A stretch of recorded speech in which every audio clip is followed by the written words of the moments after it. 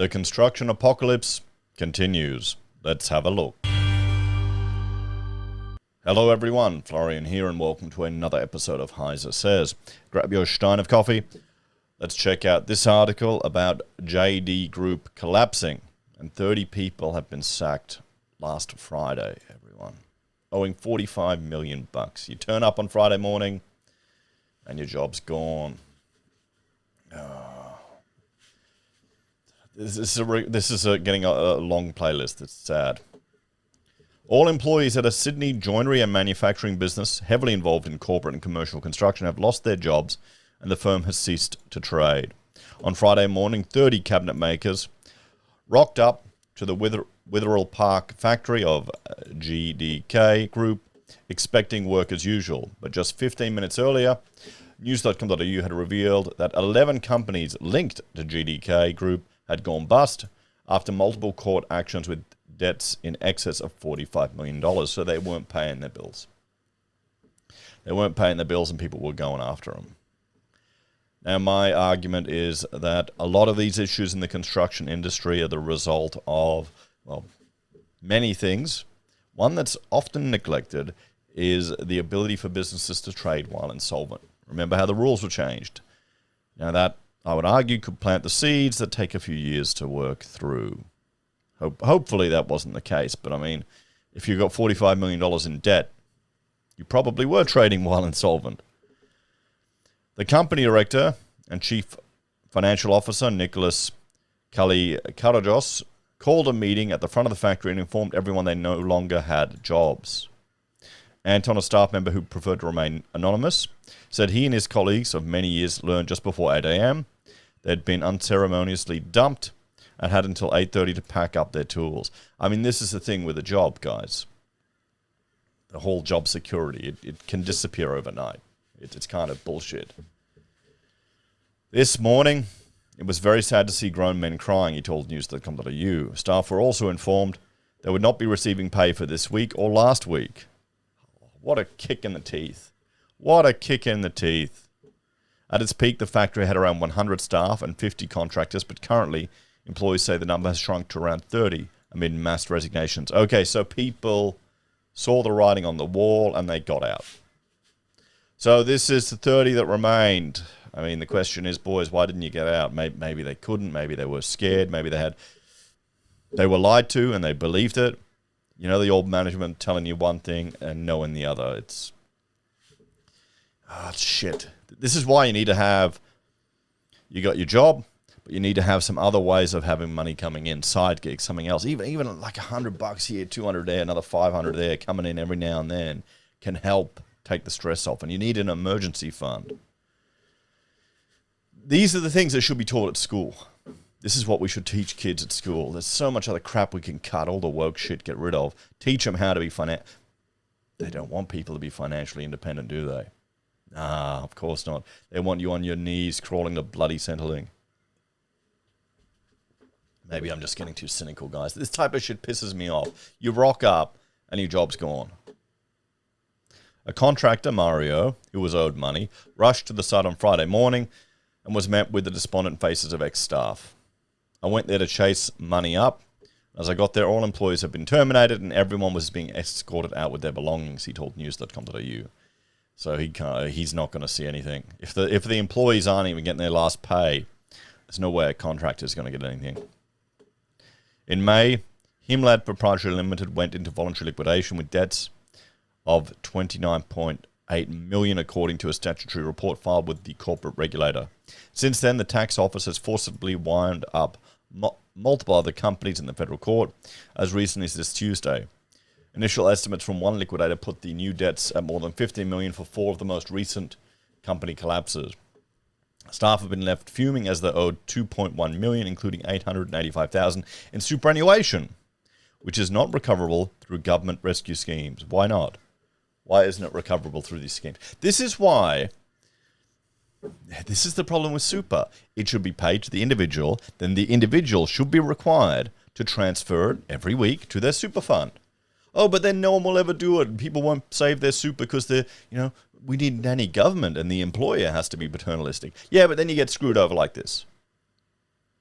That's the reality of it. People should individually have control over their own money and put it in their super fund themselves so they don't get screwed over by companies. I remember there was one guy at uni, because when I went through university, we all worked in architecture school. That was how my course was set up. 1 day at uni, 4 days in office. And there was one guy who got made redundant. He didn't get a redundancy payout. He didn't get any of his super, any of that stuff. And I bumped into him at a networking event, and I brought up that story on this. Your experience is a warning story I tell people on my YouTube channel. And we were both pretty drunk, and he was going, "Oh, I forgot about that. Why did you revive me?" He had a good laugh. But I mean, that's the reality of it. That's when I told my staff, one of the advantages of being able to see your super is that I'm paying it to you, because anyone can write any old shit on a pay slip, and that's your money. That's one thing young people don't get. That's your pay that's being forced locked away. It's not something extra. It's your pay that's being forced locked away. Previous generations didn't have to do that. They could pool all their money when they were young and use it to buy a house. We can't anymore because, thanks to Paul Keating. Anyway, I'm going off on a tangent. It's been on the cards for quite some time, Anton said, but at it was still devastating. So if you knew about it, you need to get out. If you know the writing is on the wall, you need to get out there and find other jobs, because you got to look out for yourself and your family. Number one, charity begins at home. Don't expect them to take care of you. That's the harsh reality of it. Another ex-employee said, there were a lot of grown men in tears. These people have kids as well, he added. It came at the worst time of year. Oh, shit, yeah, just before Christmas. I mean, boys, don't do anything stupid. I doubt they'll watch it. Maybe sometimes people watch these videos. Don't do anything stupid. It's not worth it. You'll get through it. I know, I've been through tough times too. You'll get through it. It'll be fine. Nicholas Simic and Nicholas Kalikarios, the two directors linked to the company, did not respond to requests for comments, and no action had been taken against them personally. The company is also contacted for comment, but the phone lines rang out. Yeah, I mean, look at they've got some assets in there, not much. A bizarre twist, several of the companies have been named after obscure references from iconic book series, The Lord of the Rings, such as Himlad, Hithlum. I'm not going to even pronounce all of these. The strange business name left one staff member who was owed $25,000 in unpaid superannuation confused. 25 grand in super. Shit.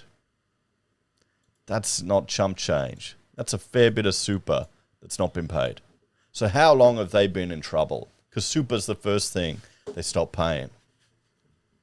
In May, Himlad Proprietary Limited, formerly trading as Imprint Australia, went bust, but business continued as normal with workers' pay and leave entitlements switched over to another company called Joinery Manufacturing Solutions.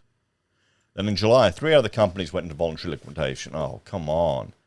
Neverest, formerly trading as Imprint Furniture, Dolomin, formerly trading as Imprint Systems, and Avernirum, formerly trading as JDK Ventures.